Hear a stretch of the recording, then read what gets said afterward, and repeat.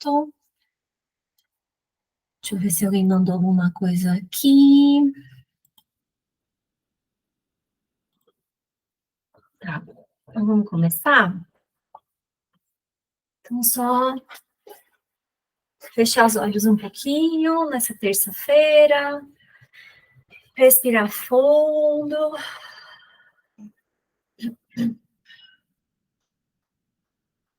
Se você estiver sentada, tenta deixar os pés mais apoiados no chão.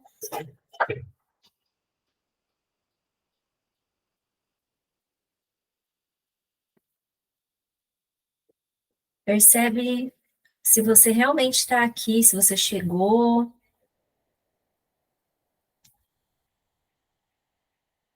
Se a sua mente já não está em outro compromisso, em outra tarefa, ou em alguma coisa que você tinha que ter feito, ou alguma coisa que aconteceu, alguma história. Então, vai deixando tudo isso se dissolver. Perceba que esses pensamentos são tão insubstanciais quanto o tecido do sonho durante a noite.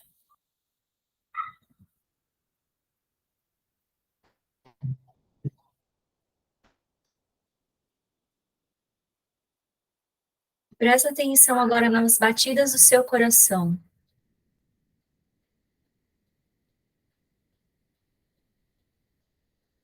E só presta atenção, só testemunha, só olha para isso.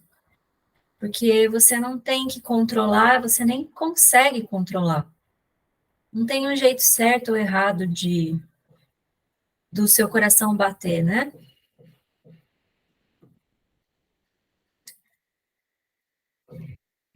Então, só começa a dar espaço para isso, como se você estivesse olhando para um quadro de Monet, aquele quadro impressionista, que quando a gente está bem pertinho, a gente não consegue enxergar nada, a gente só vê as pinceladas. A gente precisa ir dando espaço, caminhando um pouquinho para trás, se distanciando, para aí começar a ter um pouco mais de lucidez e olhar realmente, perceber realmente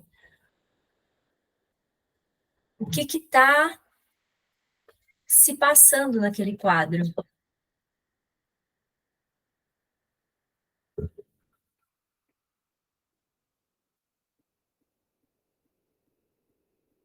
E então é assim que você vai olhar para as batidas do seu coração. E quando a gente olha para a respiração, às vezes a gente ainda tenta controlar, né? A gente ainda tenta querer achar bom ou ruim o jeito que a respiração tá. Se está mais curta, se está mais longa, se está respirando pelo abdômen, pelo peito. O coração não. O coração, ele está fazendo a função dele, o trabalho dele. Então não tem que se intrometer. E aí é bom, porque dá um alívio. E que a gente possa, então, perceber que tudo é assim.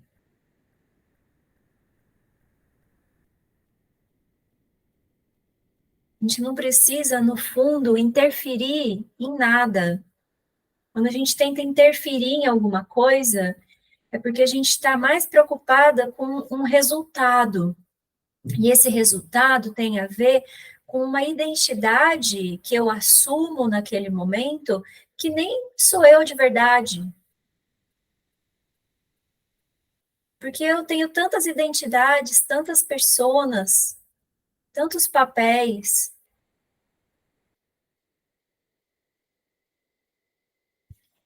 Aquilo que eu tô, a forma como eu tô agindo, reagindo, o que eu tô sentindo, o que eu tô percebendo, tem mais a ver, muitas vezes, com o contexto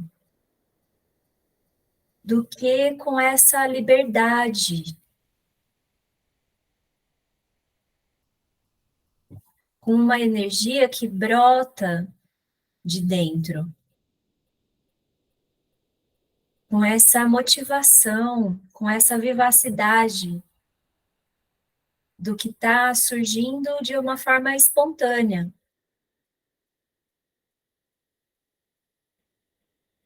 Então, o script tem a ver com a peça.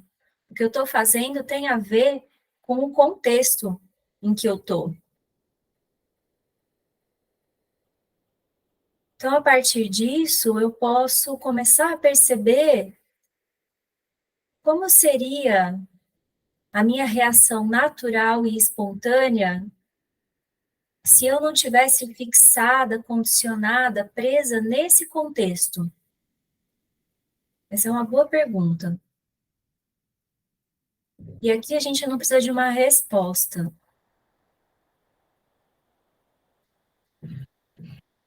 A gente pode só fazer essa observação a partir desse lugar livre, espaçoso, onde a gente não quer interferir, assim como a gente está fazendo com o coração nesse momento.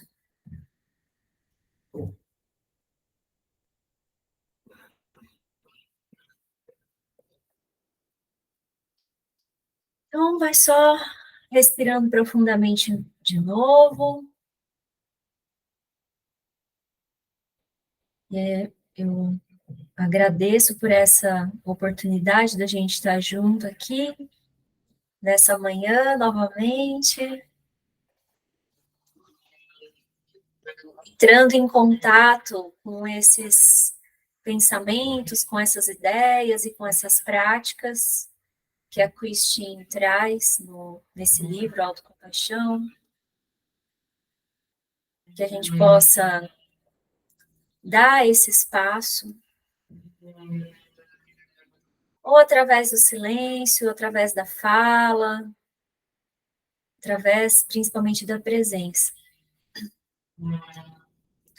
E a gente vai se movimentando aos poucos e abrindo os olhos.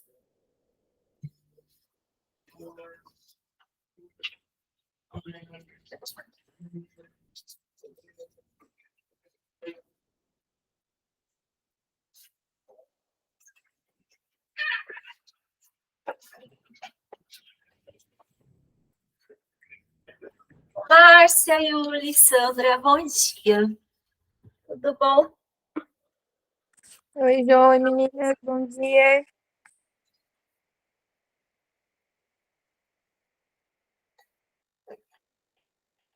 Sabe o que eu estava pensando?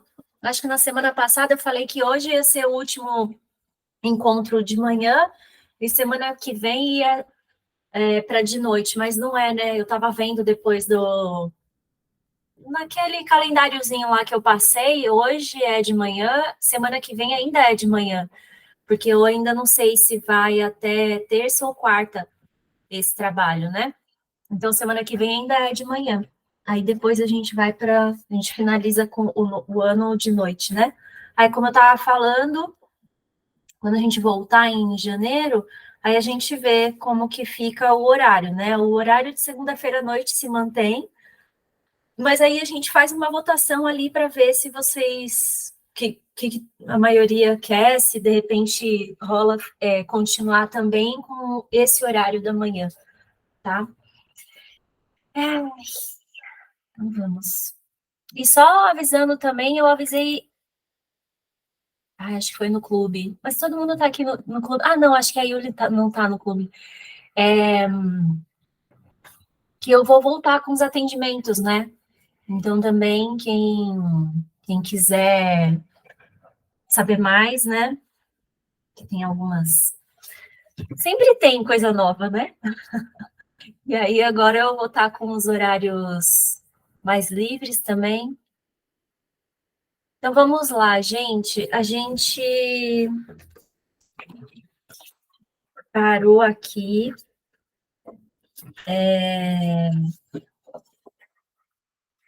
A gente vai iniciar, na verdade, a parte 4. Está na página 186, no capítulo 9. Aí eu quero saber como vocês estão, tudo bem? Se alguém quer falar alguma coisa, como foi essa semana?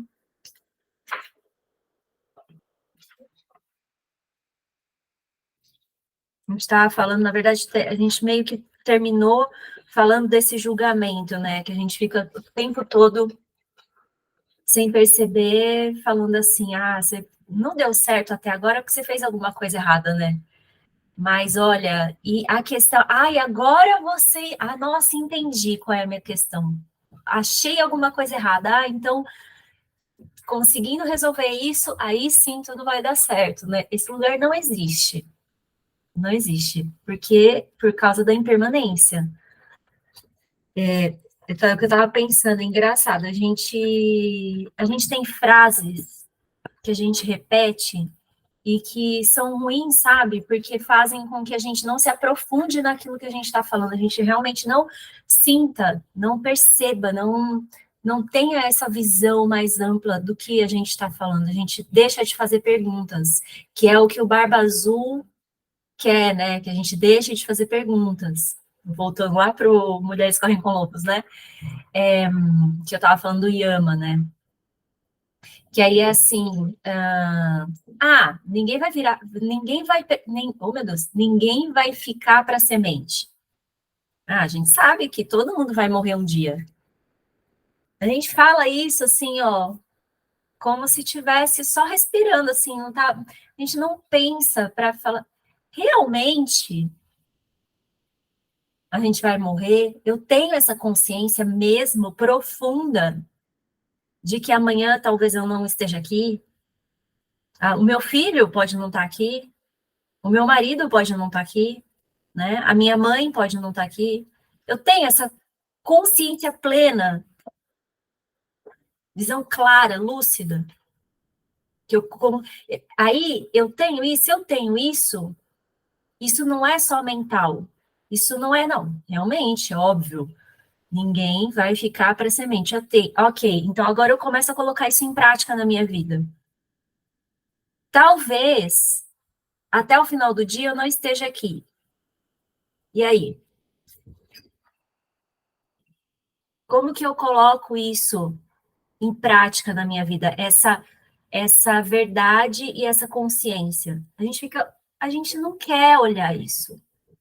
Essa é a impermanência. Estou falando da morte porque é a mais ridícula de todas.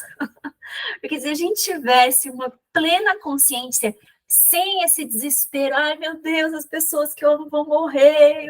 Não, sem esse desespero, sem se deixar levar por esse contexto, que era o que eu estava falando no início, né, na nossa meditação. Se eu não me deixar levar por isso e começar a ter uma visão prática, metade das coisas que eu faço no dia a dia, eu vejo que é idiota, que não tem nenhum motivo para fazer, sabe? Então, esse Yama, né, esse julgador interno, esse barba azul, ele fica assim, não, imagina, você vai conseguir escapar. Você vai conseguir até o final da sua vida, você vai chegar lá, você vai conseguir. Então, você tem também que fazer aquilo que eu estou falando que você tem que fazer, do jeito certo, que senão você não vai conseguir. Aí a culpa é sua, hein? Né? Mas tá, já comecei comecei a falar antes do livro, né? Começar. Vamos lá. Posso começar? Alguém quer falar alguma coisa sobre isso ou qualquer outra coisa?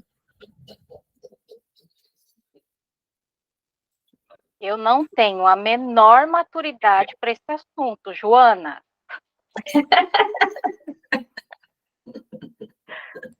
Isso é uma coisa, olha, assim, exatamente isso que você falou. Se eu tivesse essa consciência dessa questão e conseguisse olhar para isso, acho que 1/3 do meu dia não seria pensando as baboseiras que eu penso, os julgamentos que eu faço, as visitas ao passado, os questionamentos, e o e se, Inclusive, até ontem de manhã aconteceu uma situação comigo que na hora eu fiquei assim, irada, eu fiquei nervosa, e cheguei em casa mais nervosa ainda, e aquilo demorou a passar, aí fui para a cozinha fazer o almoço, aí foi sossegando, é aquele meu momento, né?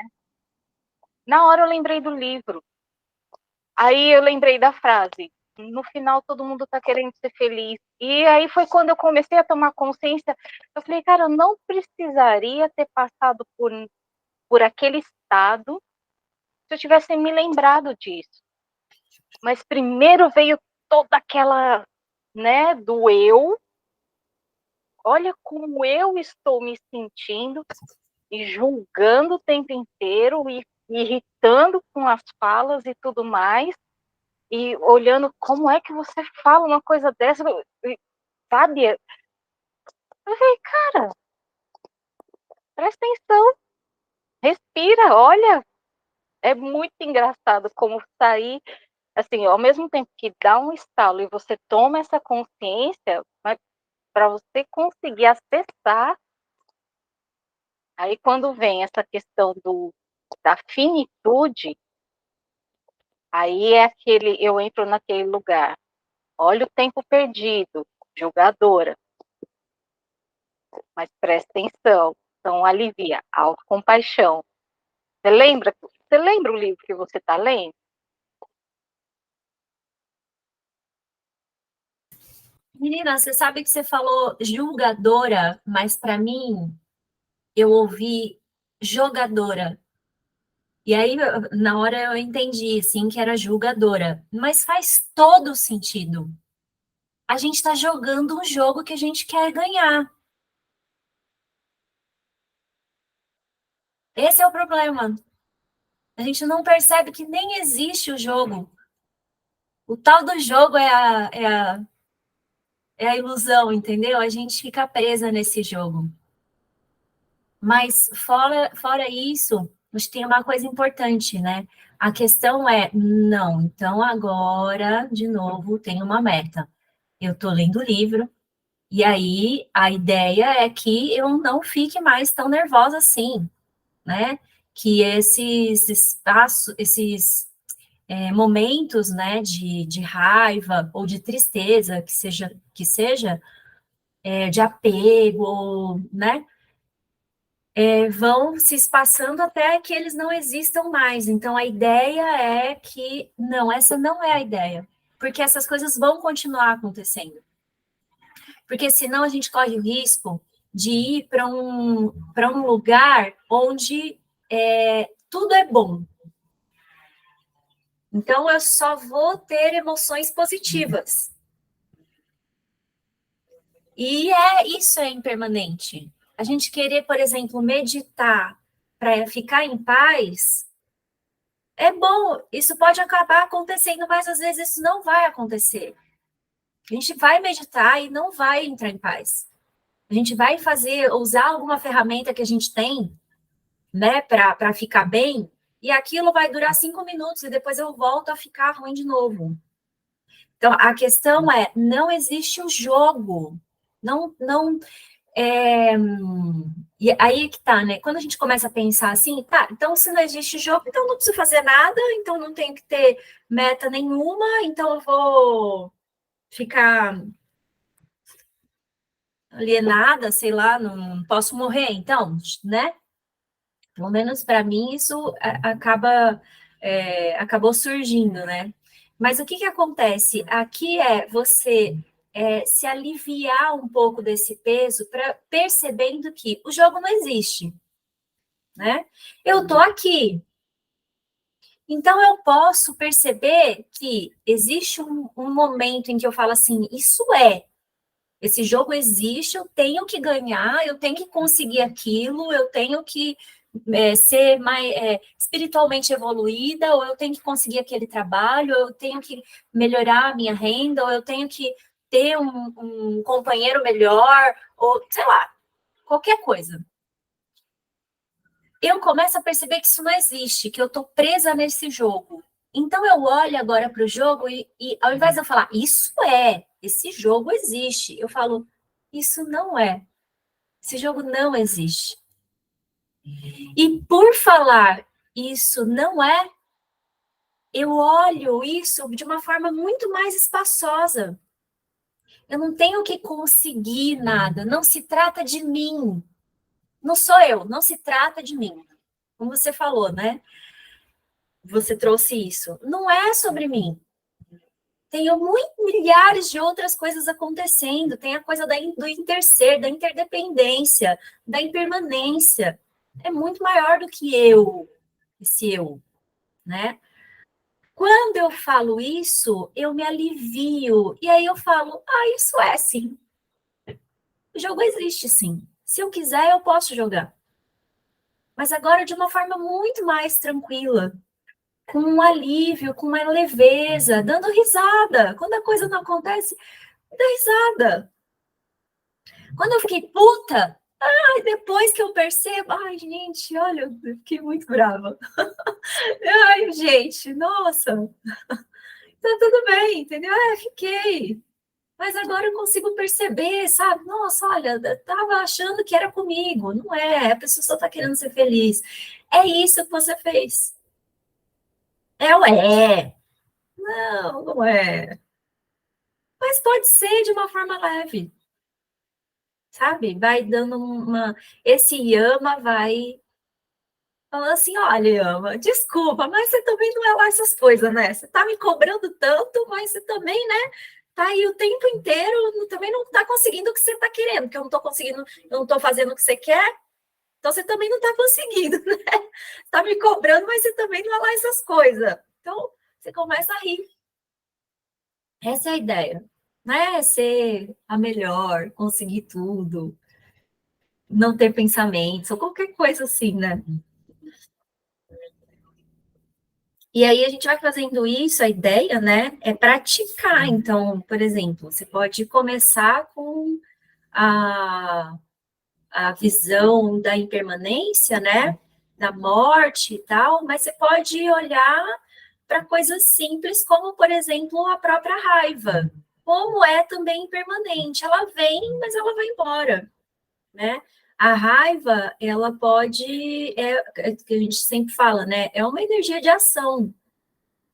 É uma energia de ação que, na verdade, se transforma na compaixão, inclusive, né?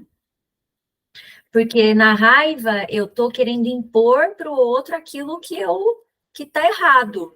Então eu sinto que tem alguma coisa errada, alguma injustiça, né, acontecendo. Mas quando eu faço esse trabalho, né, de falar não, isso não é. A pessoa tá só querendo ser feliz, né? Assim como eu, assim como todas as outras pessoas. Eu começo a ter compaixão. Então, a compaixão, pelo que ela fala, e eu acho que ela vai falar, começa agora o capítulo 9 falando sobre isso, né? Que ela começa da autocompaixão e agora ela vai para a compaixão, ou seja, pelos outros, né? Exatamente olhar, peraí, a pessoa também está sofrendo, como que eu posso ajudar nesse momento? Né? Então, a raiva se transforma, a energia de ação se transforma em, posso fazer alguma coisa para ajudar? Né? Se eu não ficar tentando interferir em tudo. Mas então tá. Então, capítulo 9, vamos começar. Compaixão pelos outros. Se alguém é cruel consigo, como podemos esperar que seja compassivo com os outros? Asdai ibn Shaprut, estudioso judeu, século X. Uma mulher de 40 e poucos anos, cabelo loiro, olhos acinzentados e rosto gentil. Estávamos num jantar, revezando entre cenouras e hummus, quando ela me perguntou o que eu fazia para viver. Eu estudo autocompaixão, respondi. Ela inclinou a cabeça ligeiramente para um lado.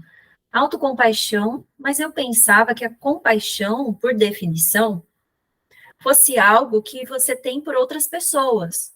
Como você pode ter compaixão por si? Expliquei que que a compaixão era simplesmente uma maneira de se relacionar com o sofrimento, seja o seu próprio ou o de outra pessoa. Eu podia vê-la digerindo a ideia. Acho que faz sentido. E perguntou: ter autocompaixão significa que você também tem mais compaixão por outras pessoas? Bem, arrisquei. Sim e não. As pessoas me fazem essa pergunta o tempo todo. A resposta é realmente um pouco complicada. No meu primeiro estudo sobre autocompaixão, fiz a seguinte pergunta: você tende a ser mais gentil consigo ou com os outros? Não. Você tende a ser mais gentil consigo ou com os outros?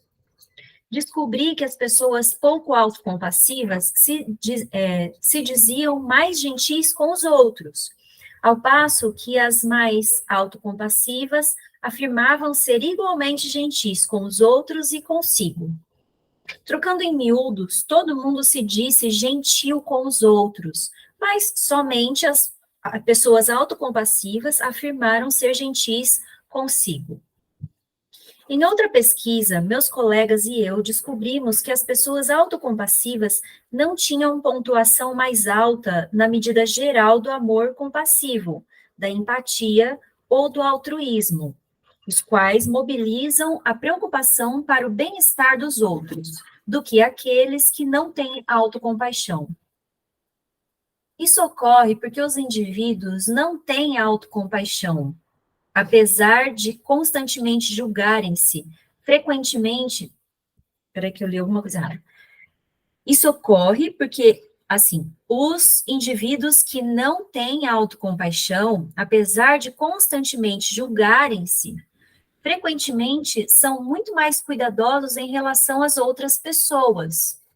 Nossa, a gente assistiu uma série, eu e o Dani, esses dias, que é How to be a Carioca, acho que é, uma coisa assim. É do Rio de Janeiro, fala do Rio de Janeiro. É muito legal.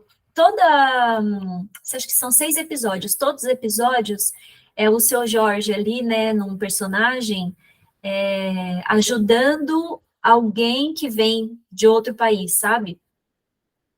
E aí rola a história. E não vou falar, né, então, o último episódio, mas tem a ver com isso. Eu ia falar, mas acho que eu não vou falar, não, né? Tem a ver com isso. Ai, meu Deus. Tá, é muito legal, viu? Tipo, super recomendo. Observe o caso da mulher que conheci na festa, por exemplo. Sharon, uma enfermeira geriátrica experiente, era um modelo de compaixão. Ela muitas vezes fazia visitas domiciliares aos seus pacientes idosos, levando pequenos mimos, como de biscoitos ou flores do seu próprio jardim, para fazê-los se sentirem especiais e cuidados. Ela estava constantemente contando piadas para elevar o ânimo. Você sabe que você está velho quando ter sorte significa conseguir encontrar o seu carro no estacionamento. Quando tinha que ajudar os seus pacientes como uma tarefa embaraçosa, como trocar a fralda dos adultos, ela olhava a pessoa no rosto para se certificar de que o paciente não se sentia constrangido ou envergonhado. Acontece com todos em algum momento da vida. Não há nada com que não há nada com que precise se preocupar. Embora Sharon achasse fácil ser gentil e compreensiva com os idosos sob seus cuidados, era extremamente dura consigo. Caso se atrasasse para um compromisso ou esquecesse algum item da sua lista de tarefas diárias, castigava-se com autocrítica. Que idiota, essas pessoas dependem de você. Quando você vai crescer? Certa vez perguntei a Sharon se ela falaria com seus pacientes com os quais se importava da mesma maneira que falava consigo. Claro que não. Então, por que você se trata assim?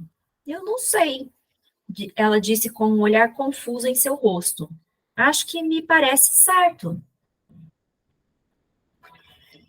Pessoas como a Sharon estão em toda parte, especialmente no Ocidente, onde as tradições religiosas e culturais tendem a exaltar o autossacrifício, particularmente para as mulheres.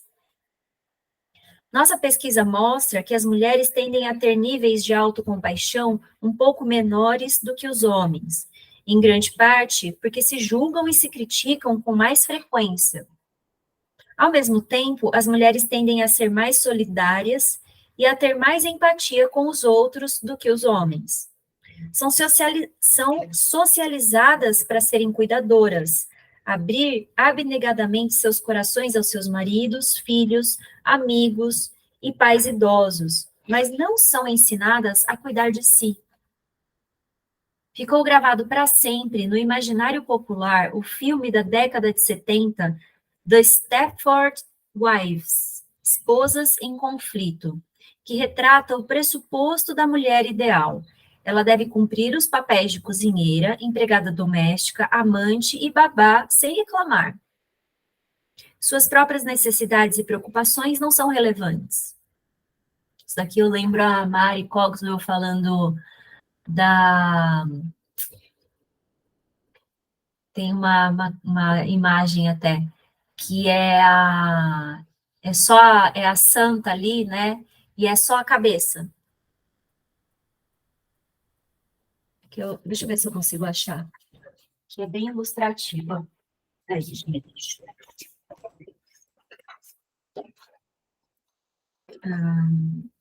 Aqui.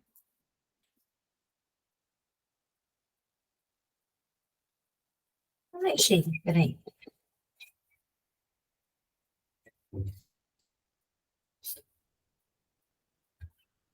Aqui, ó. Eu acho que eu vou mandar no... Minha câmera tá horrível, né? Aí eu vou mandar lá no grupo. Peraí, rapidinho. Acho que vale a pena.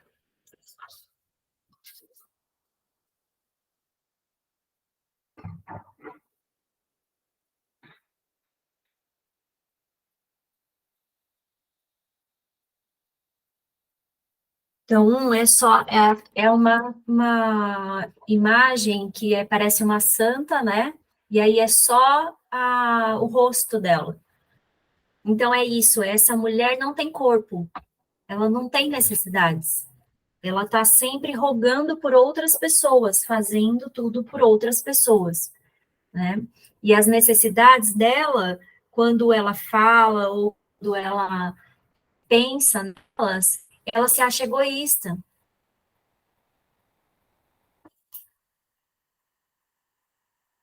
Então, é isso, suas próprias necessidades e preocupações não são relevantes. Isso é o que a gente aprende, né?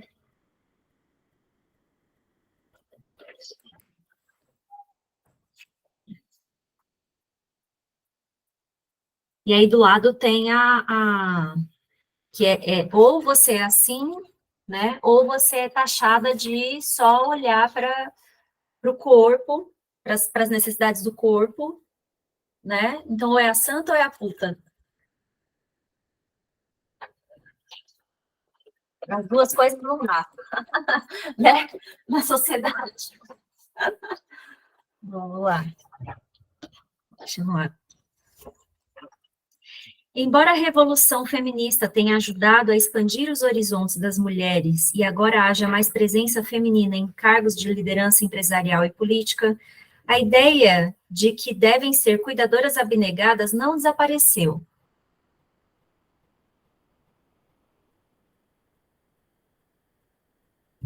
E aí, quem participou do Jornada da Heroína fala bastante sobre isso, né, do livro.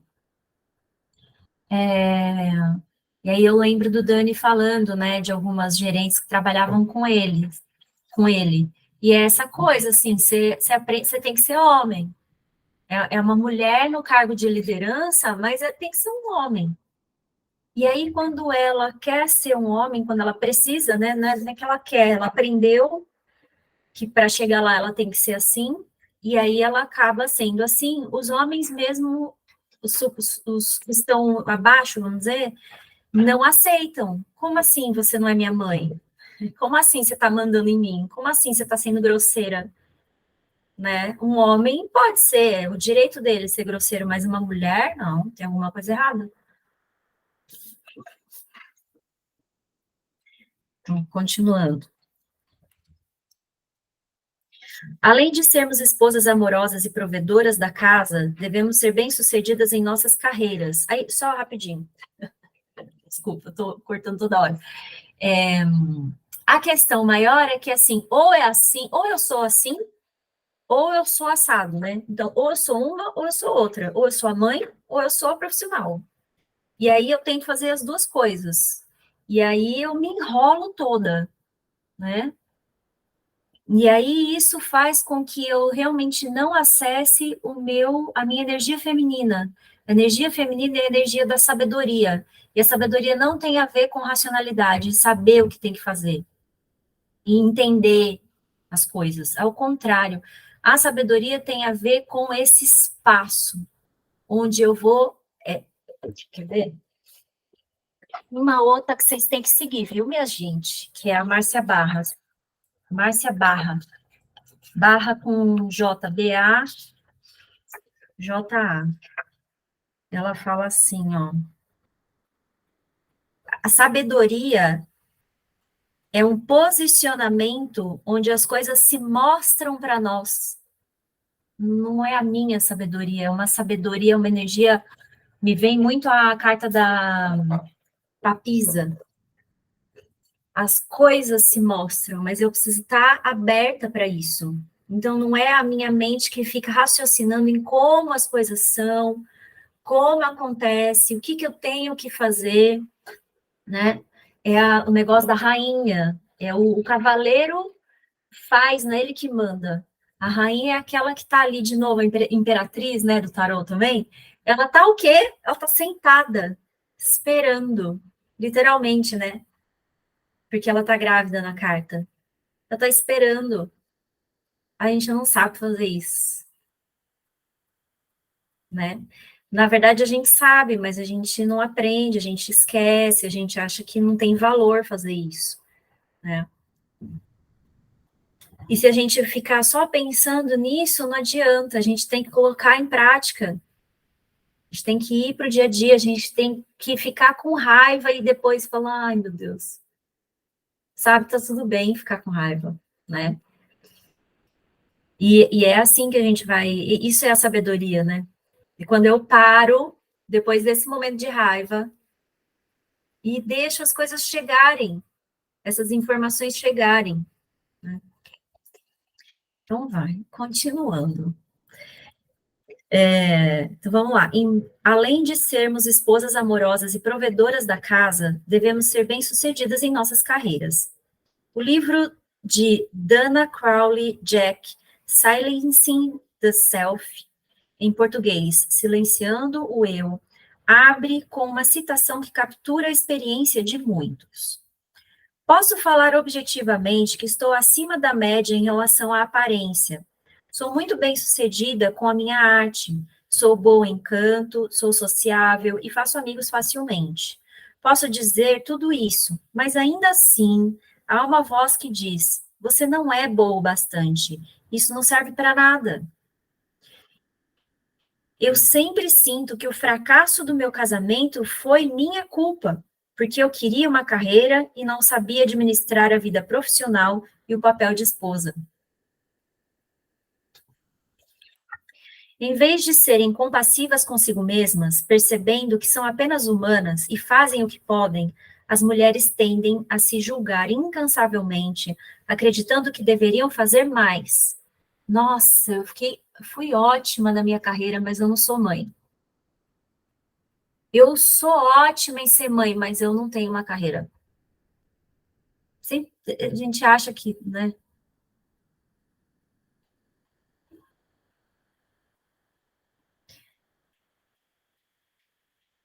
Como resultado, muitas têm a sensação de que não têm direito a serem destinatárias de cuidado. A compaixão por si e pelos outros não necessariamente caminham juntas. E para prová-lo, só precisamos olhar para as mulheres abnegadas que cuidaram de nós ao longo de toda a nossa vida. Sempre teve uma mãe, ou uma avó, ou uma tia, né? Colocando as coisas em perspectiva. Dito tudo isso, há também provas de que a autocompaixão está relacionada com a compaixão pelos outros em determinados contextos. Por exemplo, um estudo recente descobriu que os indivíduos autocompassivos têm objetivos diferentes em relação às suas amizades. Eles são mais propensos a se concentrar na ajuda e no incentivo de seus amigos e a serem compassivos com os seus erros e fraquezas. Também estão mais dispostos a admitir suas falhas e defeitos. Em suma, o estudo constatou que as pessoas autocompassivas são mais capazes de construir amizades íntimas, autênticas e de apoio mútuo. No próximo capítulo, apresentarei uma pesquisa evidenciando que pessoas autocompassivas também tendem a dar mais apoio e a cuidar com mais zelo de seus parceiros românticos. Por sermos tão vulneráveis emocionalmente nas relações íntimas e termos nosso interior desnudado, muitas vezes sentimos-nos inseguros sobre o julgamento alheio. Quando paramos de nos julgar e nos avaliar, no entanto, não precisamos nos preocupar tanto com a aprovação dos outros e podemos nos concentrar em atender às suas necessidades emocionais. Interessante também, né? Sem querer, todo mundo está preocupado com o julgamento que o outro está fazendo de si, né? Estou mais preocupada em fazer alguma, inconscientemente, óbvio, fazer alguma coisa que a pessoa aceite, que a pessoa ache agradável, amável, que a pessoa olhe para mim e fala, nossa, né, com algum tipo de admiração, ou seja, que ela não me julgue, né? E aí, com isso, eu estou mais preocupada comigo, com o que eu estou aparentando, do que com o que realmente a pessoa está precisando. A pessoa que está ali, que eu estou achando que está me julgando, né? Não olho para ela. A compaixão envolve sentimentos de cuidado e preocupação com os outros, mas também envolve assumir o ponto de vista daqueles que estão sofrendo, colocar-se no seu lugar, por assim dizer. Em vez de julgarmos rápido e facilmente os erros alheios, por meio da compaixão, consideramos como essa pessoa se sente. Esse sentimento olha para as coisas a partir do seu interior e não do exterior. É possível sentir compaixão até pela figura pública que comete uma gafe, como Dan Quayle, quando exclamou: os republicanos tendem a importância das Os republicanos entendem a importância da servidão entre uma mãe e um filho.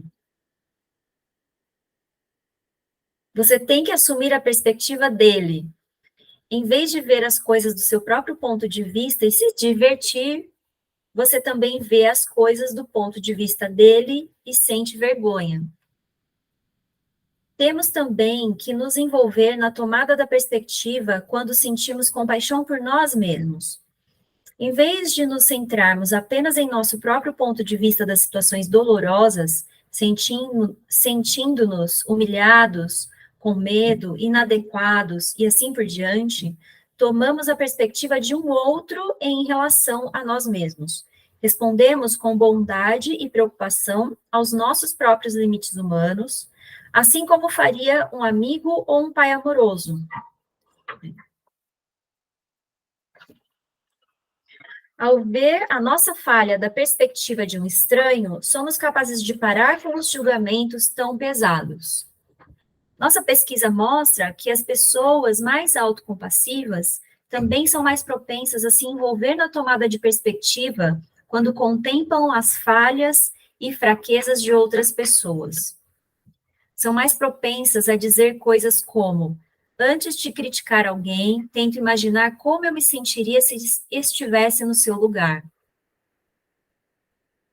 Por sua própria natureza, a compaixão é relacional. É preciso caminhar em vários sentidos, entre várias perspectivas, para se enxergar a mutualidade da condição humana. Isso aqui tem a ver com o elemento ar. A gente sobrevoa o que está acontecendo, a gente sai daquele ambiente onde a coisa está pegando fogo ali, e eu estou, né, muito envolvida, com o meu ponto de vista e alço voo e vou ali para cima, ali para o ar, e tenho uma visão mais ampla dessa relação, né, do que está acontecendo, assim.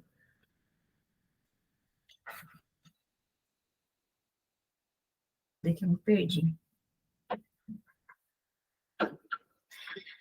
Mesmo sendo importante para a harmonia social, ver pela perspectiva dos outros tem uma desvantagem. Pode ser um hábito devastador, especialmente quando lidamos com o sofrimento. Quando vemos imagens de sobreviventes de um furacão na TV, por exemplo, podemos temer que, se deixarmos apenas uma gota daquela dor entrar em nossos corações, seremos inundados por ela. Então, para nos protegermos, desligamos a televisão ou mudamos de canal. Mas há outra opção. Essa pesquisa mostra que a autocompaixão nos permite sentir a dor dos outros sem sermos dominados por ela. Em outras palavras, quando reconhecemos como é difícil ajudar as pessoas que estão lutando e lembramos de nos confortarmos pelo nosso sofrimento, somos capazes de ser mais fortes, mais estáveis e resilientes para apoiar os outros. Essa é uma habilidade especialmente importante para aqueles que lidam profissionalmente com os problemas alheios.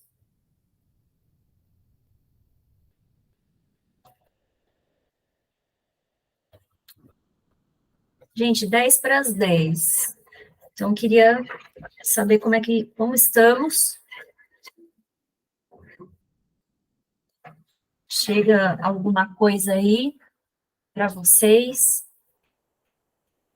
sobre tudo isso que a gente leu? Mais uma palavra, alguma coisa que você ainda não tinha pensado sobre?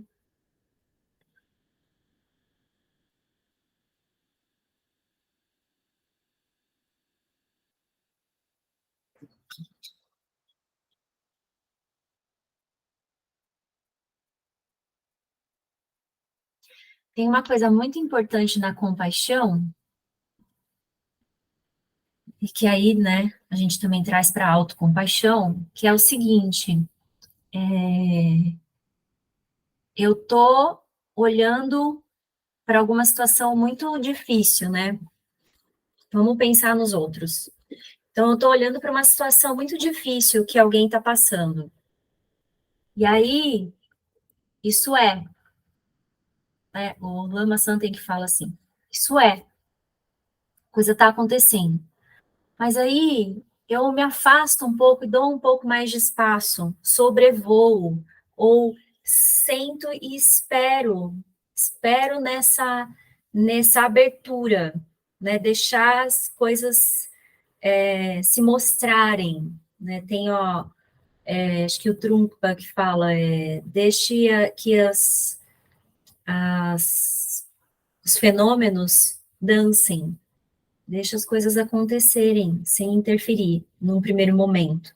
Às vezes isso pode ser 2 segundos, como pode ser, às vezes, uma semana inteira, ou um mês inteiro, um ano inteiro, não importa.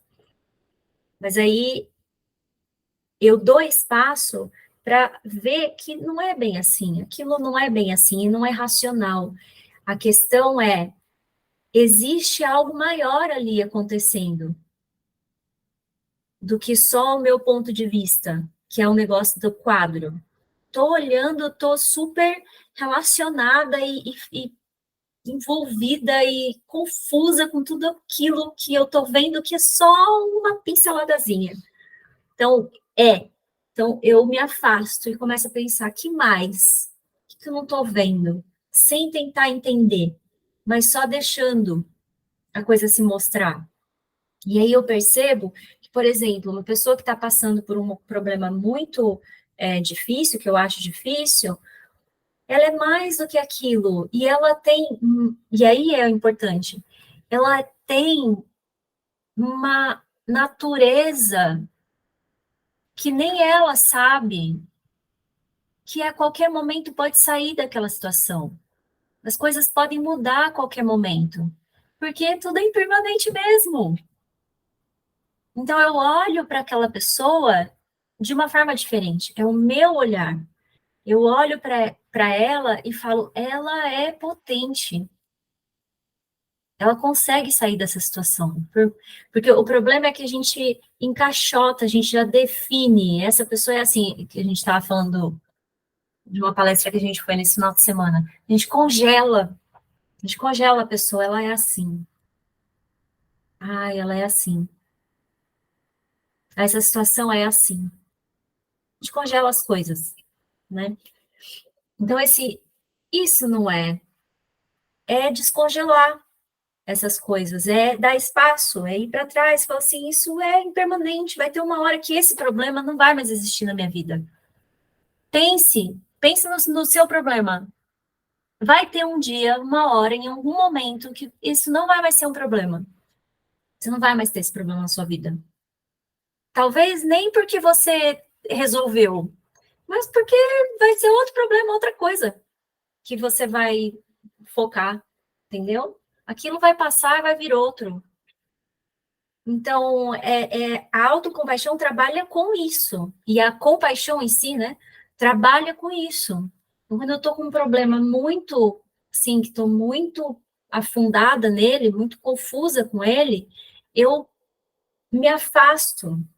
E, pera, tem um potencial aqui disso mudar a qualquer momento, porque eu não sou isso. Eu não sou essa pessoa que está fazendo as coisas errado, né? Que não está fazendo as coisas direito, né? Ou que está tentando fazer direito e está se machucando, ou sabe que não está conseguindo. Eu não sou essa pessoa, porque essa pessoa já mudou várias vezes. Então, eu não sou isso. E aí você consegue olhar para o de novo.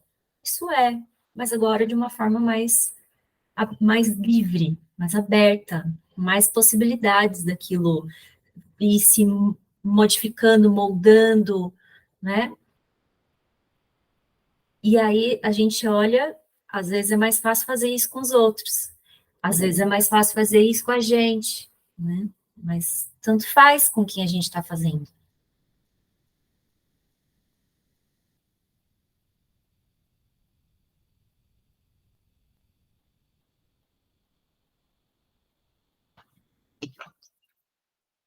Ô, Jô, Oi, Sam. me veio assim a ideia de que do suicídio, né? Acho que as pessoas cometem muito suicídio quando não conseguem ter essa pessoa, né, que tenha compaixão por elas e mostre esse olhar, esse outro lado e também delas, né, se perceberem que existe, que tudo passa, que as coisas vão melhorar, que o problema vai passar. Eu acho que é nesse ápice que as pessoas se suicidam, né? A maioria das pessoas, sei lá. Não conseguem enxergar nenhuma alternativa, né? Me veio isso à cabeça aqui.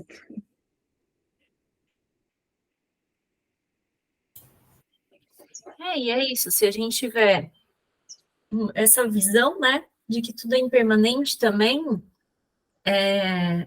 a ideia do suicídio vou acabar logo com isso para não ter esse problema. É o desligar a televisão, né? Como ela falou ali.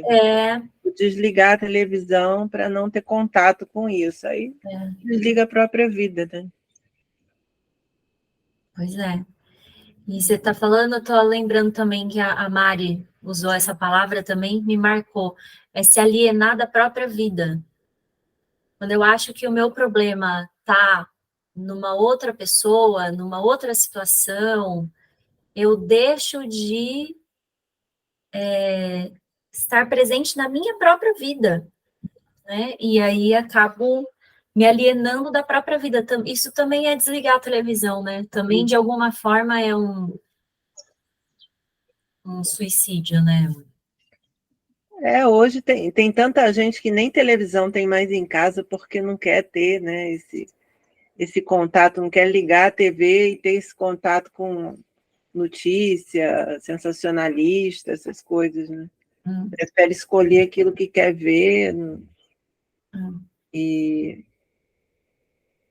acho que na pandemia, então, isso ficou muito, né, forte, né?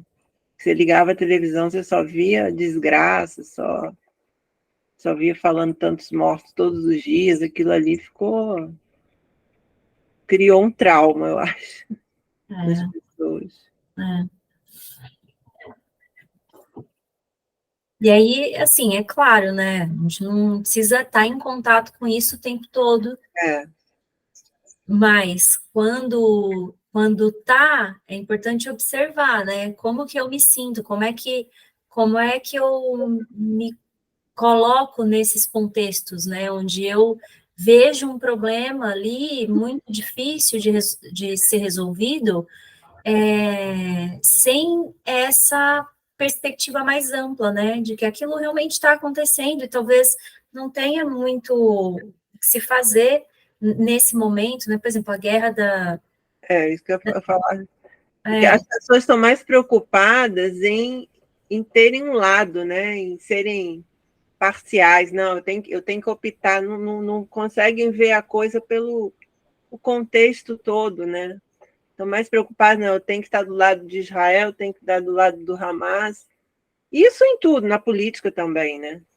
Então, você está mais preocupado em assumir uma posição que às vezes não existe, né? Você tem que ver e enxergar a coisa num contexto muito mais complexo do que simplesmente o olhar de um dos lados, né?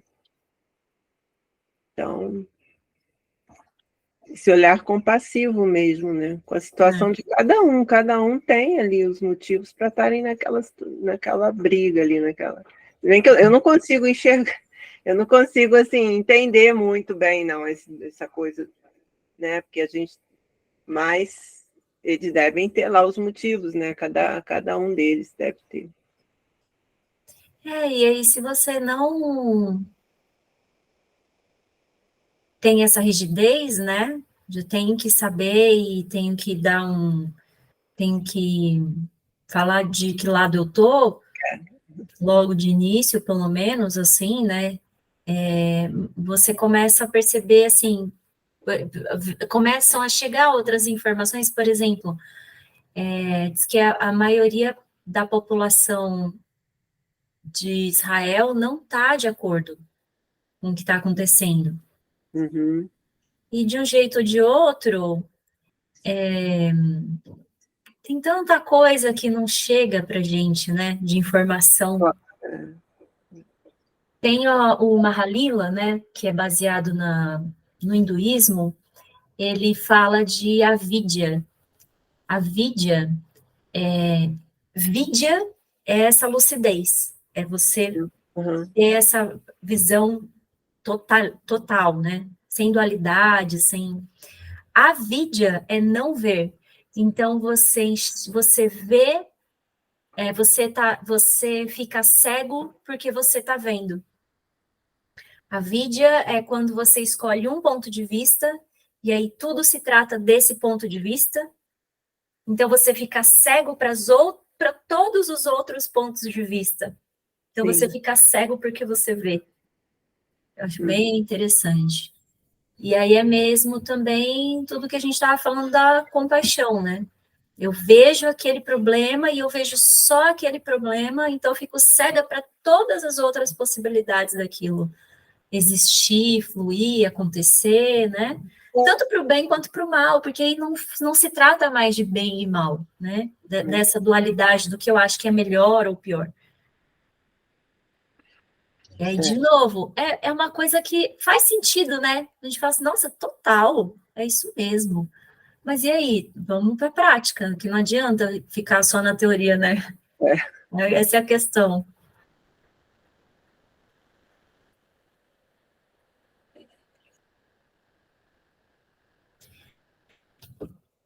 Gente, alguém quer falar mais alguma coisa? Acho que a gente então já para por aqui, e aí a gente volta a fadiga da compaixão. Tem o livro da doutora Ana Cláudia Quintana Arantes, que é A Morte é um Dia que Vale a Pena Viver, que aí ela fala no começo de como era para ela, que por muitos anos ela trabalhou ela é geriatra, né, trabalha com cuidados paliativos, E era isso, era um desespero. Ela trabalhava 24 horas por dia, tentando ajudar as pessoas, e isso estava trazendo todos os problemas para ela, né? Físicos, emocionais, né? Então aí ela começa a perceber o que é essa compaixão, né? Quando ela também traz para ela precisava cuidar dela, precisava dessa autocompaixão para ela, não só para os outros. Eu achei interessante que a Christine traz essa diferença, né? Que existe essa diferença de ação, né? Tanto quando você só tem compaixão pelos outros e não tem por você, quanto o inverso também. Mas aí é diferente, né? Mas tá bom, senão eu vou continuar falando aqui.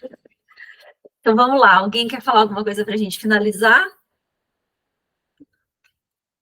Então tá bom, Eu gente. vou pegar o gancho, Ju, nessa sua fala aí, que eu estava vendo, aconteceu comigo ontem, recebi uma redação da minha afilhada, ela está com 10 anos. E, assim, super sincera na redação, pontuando todas as questões, a mãe que faz, obriga ela a fazer as coisas e ela odeia e tal, e no final ela falou sobre a guerra. E ela pegou e, olha, eu me emocionando de novo. Ela fala que não gosta de ver o sofrimento das crianças e que ela espera que quando ela crescer o mundo esteja melhor, né? Aí eu fiquei com isso na cabeça e eu falei, gente, eu já cogitei a possibilidade de fazer pedagogia lá atrás, né? Aí me veio agora com a sua fala, porque eu tinha pensado um pouco mais cedo, falei, gente, eu não ia prestar para ser professora, porque eu ia ser aquela professora que eu ia me envolver em tudo, eu ia chorar com tudo. Se a criança chegasse com um problema para mim, eu ia lá na casa dela. E aí a gente lê isso aqui hoje, né? Agora, falando dessa questão de como ter a autocompaixão, mas não se deixar envolver. E outro dia eu falei para uma amiga, eu falei, eu queria sentir menos, porque eu sinto tanto as coisas que, por exemplo, se eu parar para ver, ontem a gente terminou de almoçar, passou o acidente que aconteceu a TV estava ligada no jornal, passou o acidente que aconteceu lá em Minas Gerais, o engavetamento, e o helicóptero sobrevoando, e eu consegui enxergar o corpo no meio das ferragens, acabou com o resto do meu dia. Porque aí eu já comecei a ver, e já comecei a pensar na família, já comecei a imaginar a vida daquele homem, e eu falei, Márcia, o que você tem a ver com isso? Assim, né, o que é que eu posso fazer? A mesma coisa é a guerra. Eu olho, eu vejo, quando eu vejo um homem chorando em cima de um escombro que perdeu toda a família, e eu falo, gente, é uma guerra milenar, e tá aí mais uma pessoa que provavelmente, se ela se encher de raiva, vai ser mais um terrorista, e essa guerra nunca vai ter fim. E o que vai ser dos meus filhos? E aí começa a vir aquele monte de coisa que chega a paralisar o tempo inteiro. Uma questão que um filho traz aqui para mim, eu falo, gente, como é que eu posso resolver isso? Ah, o seu papel, o ouvir, o acolher e às vezes até entender, assim, isso faz parte da formação do indivíduo, do ser, do que ele é. Estou começando, estou engatinhando nesse processo, mas é assim, é uma coisa de sentir tanto que acabou o dia, acabou. E isso para mim às vezes é horrível. E eu pratiquei isso muito a minha vida inteira. E isso começou lá com a minha mãe. O que eu posso fazer para que ela não sofra? Eu voltei minha vida sempre tentando evitar o sofrimento alheio. Parecia que eu sentia uma esponja. É meio aprender isso. Acho que é por isso que eu tenho essa questão com a finitude, sabe? Tipo, querendo sempre um pouco de tempo a mais, porque ainda falta até resolver o eu também, porque já resolvo muito do mundo inteiro, mas eu não posso, né? Não é pink cérebro. Ei, que vamos fazer hoje para dominar o mundo? Eu acho que é importante assim, encontrar esse meio termo da própria relação, né? Do envolvimento, como você falou assim, não se envolver, né? Mas a gente é relação o tempo inteiro, não tem como a gente não se envolver. A questão é a partir de qual olhar que eu estou me envolvendo. O Lama estava falando outro dia que ele estava falando que ele busca assim, né? Ele fica pensando assim, né? Nesses casos assim, onde, sei lá, acontece alguma tragédia, um desastre natural ou uma guerra e a pessoa perde tudo. Tipo, às vezes a pessoa realmente perde tudo, material, e tipo assim, todo mundo da família morre e só fica aquela pessoa, sabe? E aí, tipo assim, tem um dia seguinte, aquela pessoa perdeu tudo, mas tem um dia seguinte, ela tá aqui, ela tem que continuar. Então, ele pensa, ele observa isso, sabe? Como a gente continua, independente do que está acontecendo, a gente continua, sabe?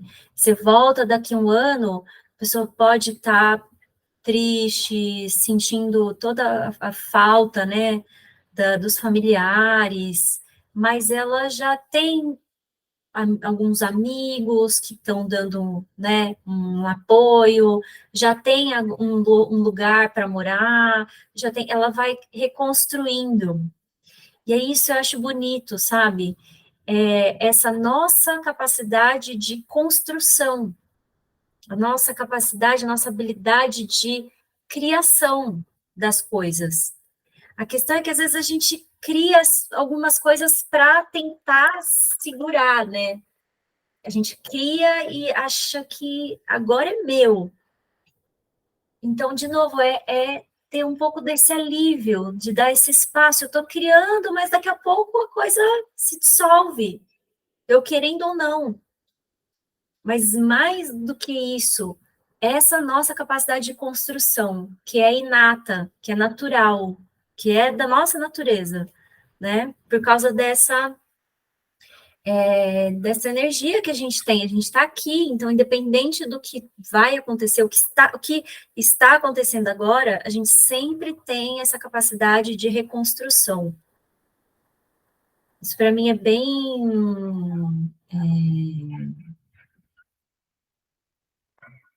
bom, assim, né? Assim, quando eu vejo essas situações, né? Porque o que eu sinto é que, às vezes, eu vejo algumas situações minhas, e hoje eu falo assim, nossa, isso não é nada. Isso que aconteceu não é nada, né? Porque perto de outras coisas, sabe? Mas, da mesma forma que para mim foi muito difícil, não se trata do que está acontecendo, mas dessa energia de reconstrução. E ajuda, pelo menos para mim ajuda, em relação aos filhos, em relação ao marido, em relação às pessoas, à mãe, ao pai, né? De tentar ficar resolvendo a vida dos outros, né? Toda qualidade, toda habilidade é natural para todo mundo, é um potencial geral, entendeu? Então, todo mundo tem. E aí eu consigo ficar mais em paz e não interferir tanto, sabe? Achar que eu que tenho que resolver, e aí eu não sei como resolver, e aí pronto, o mundo está perdido, a pessoa já não tem mais solução, ou a situação, né? Então tá, gente. Então a gente vai se falando lá no grupo.